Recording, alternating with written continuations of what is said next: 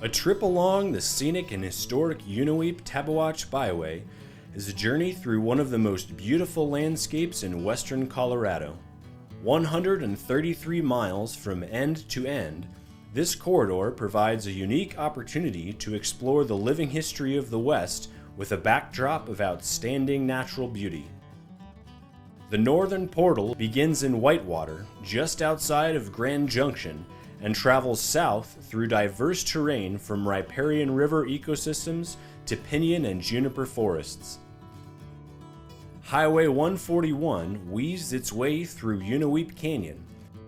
You're going through a canyon that 600,000 years ago, or possibly a million years ago, was the main channel of the Gunnison River. It flowed that way. Things changed over time, okay, and it's now gone somewhere else, but you're still in this amazing old river canyon. It's just amazing to look at. It's gorgeous. A prominent historic structure easily seen from the road in Unaweep Canyon is the Driggs Mansion. It tells a story of the people that thought they could make a living here and the history about them, and it's just intriguing the way it was constructed and the craftsmanship that was put in it for such a rural area. I mean, you think about this road, and back in the turn of the century, it was barely a trail. I mean, it was not a two-lane road that you could drive a vehicle in. You could barely get a horse and a rider down through here. Farther south, Highway 141 opens up into the town of Gateway and the beautiful slick rock country surrounding the Dolores River. Throughout this area are many recreational opportunities. You know, down that corridor and through that area, we have everything from climbing to rafting. There's a lot of hiking opportunities, and we have a couple of wilderness areas, Palisade Wilderness Study Area. We also have the Soma Wilderness Study Area, which provides a lot of opportunities for folks to really get lost and explore into some of the more beautiful mesa tops. Mining has been an important aspect to the history of the area and has shaped many of the communities along the byway today. Remnants of copper, gold, and uranium mining activity can be found throughout the corridor.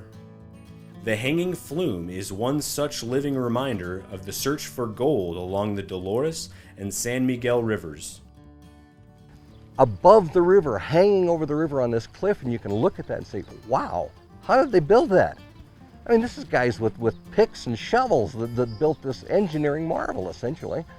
The story behind it is what's really fun.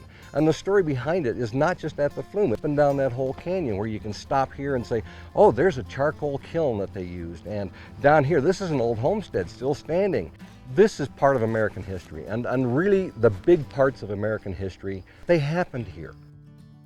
Just south of the hanging flume, Highway 145 takes the byway visitor towards the southern portal through the communities of Nucla, Natarita, and Norwood, then ending in Placerville.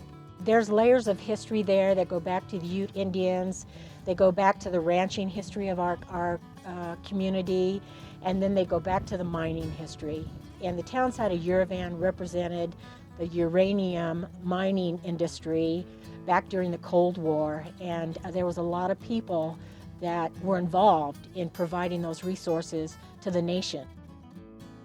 You go south and you go through the communities of Nucla and Natarita, and Natarita depended on that uranium mining to sustain themselves. You get up on Wrights Mesa and you're in the little town of Norwood that is so unique and charming, and that it's really built around the ranching history of the area.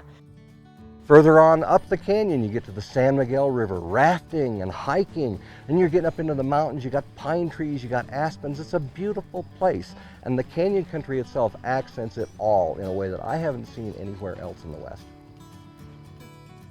Recognized for their exceptional historic, cultural, recreational, and natural features, the value of sustaining these byways is multi-layered, uniting local communities and preserving both natural and cultural heritage. Here in Colorado, we have 25 scenic and historic byways. We have the largest number of scenic byways in the nation within our state.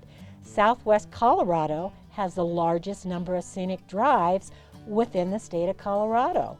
And we realize that these drives go right through all these rural communities.